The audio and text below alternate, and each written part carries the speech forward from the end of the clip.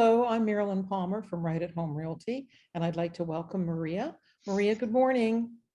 Good morning. Happy Monday. I know. So we're here to discuss the Bank of Mom and Dad. Last week we discussed it, but I had a question from a viewer regarding what to do if you have more than one child. In fact, she has 5. And how does she treat each one very well in the giving of the gift for a mortgage on a house? My suggestion is a trust fund. And before we even start this, I want to make sure that everyone knows that Maria and myself, we're not lawyers. We recommend highly that you get a lawyer to discuss all of the avenues you should be taking as far as legalities go. But Maria, what do you think about a trust fund?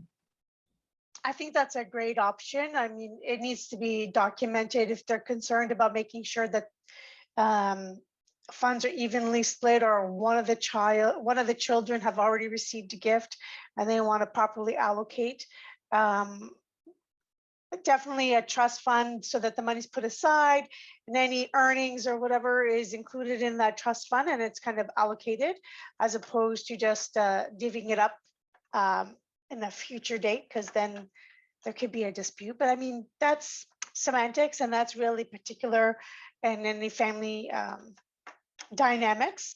And I'm not here to, tell you how to do it. I think it's a great option, and there's probably others. I know when we talk about gifting, when it comes to a gift received in order to help a child with a down payment, it's very clear, like from a lender's perspective, it definitely needs to be a gift. But I know that we talked about the pitfalls, and there are some pitfalls that we definitely need to bring up.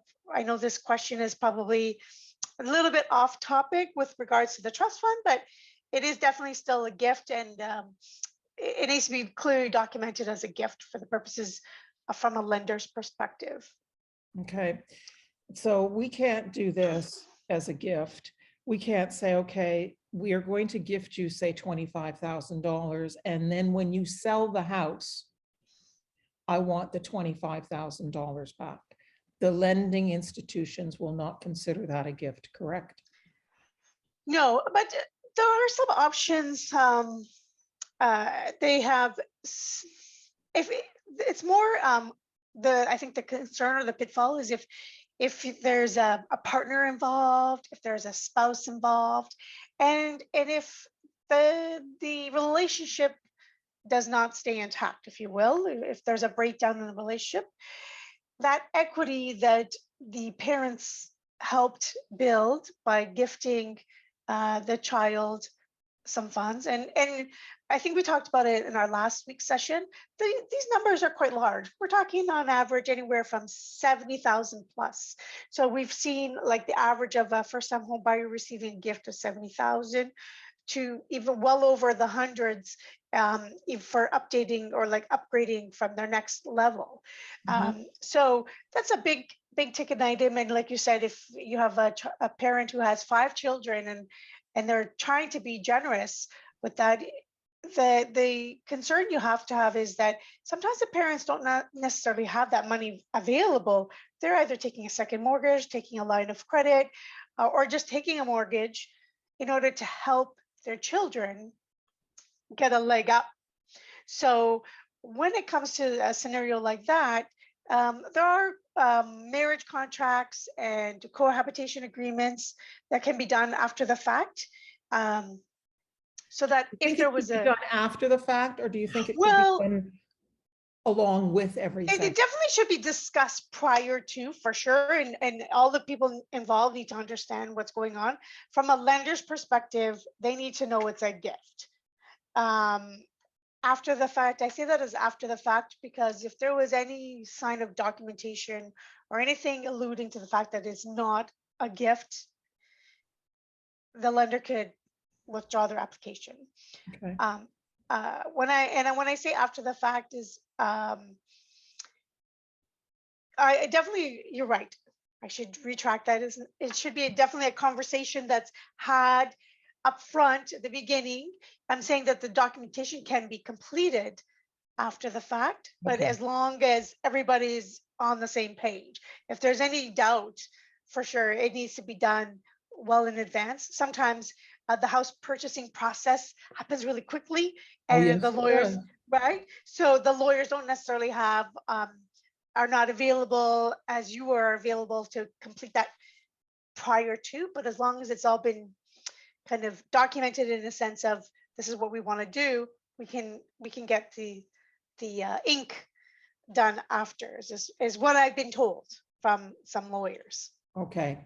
Again, we're not in the legal industry, so make sure that all your i's are dotted and your t's are crossed before we go into the Bank of Mom and Dad. Is there any other concerns regarding the Bank of Mom and Dad, or have we discussed and addressed everything?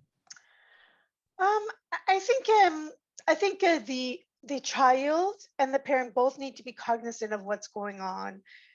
Sometimes the child is like, feels like they're, especially the way the hot market is right now, feels maybe a little bit desperate, feels like they absolutely need their parents' help.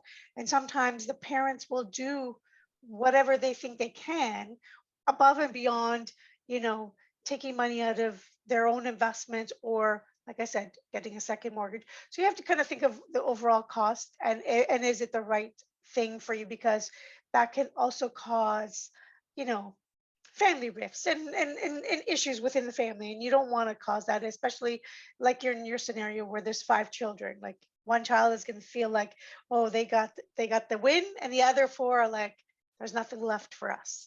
I had a conversation with a friend of mine just the other day, and she's been helping her kids with down payments, and she basically said, well, if my kids move in with somebody, there's going to be paperwork signed. So Yes, so parents are concerned because it's their hard work that they've helping out, and they want to make sure that the kids get a leg up, but um, I guess they don't necessarily always want the other person to benefit as much, right? right. So All right. definitely. Sorry, I cut No, you off. that's okay. That's okay. Um, so that's our video today on M&M's Monday Market Madness. Next week, we are going to be discussing garden suites. And we hope to have a very lively discussion on what they are. They are allowed in Toronto. They are not allowed in Peel or Halton right now. But I'm going to be doing a webinar. Well, I'm going to attend, and so are you, Maria, a Yes. webinar from an architect, an architectural firm that is handling this. Anyway, thank you so much, Maria. Thank you, everyone, for listening. I'm Marilyn Palmer, Right at Home Real Estate. Sorry, sales representative with Right at Home Realty. Maria, you are a mortgage agent with? Yes, I'm a mortgage agent with Your Mortgage Connection, and I can be reached at 416-254-8401. Oh, yes, and I forgot. I can be reached at 416-995-2187. Thanks again, Maria, for your time. Thank Thank you, you. everyone. Take Bye-bye. care. Bye.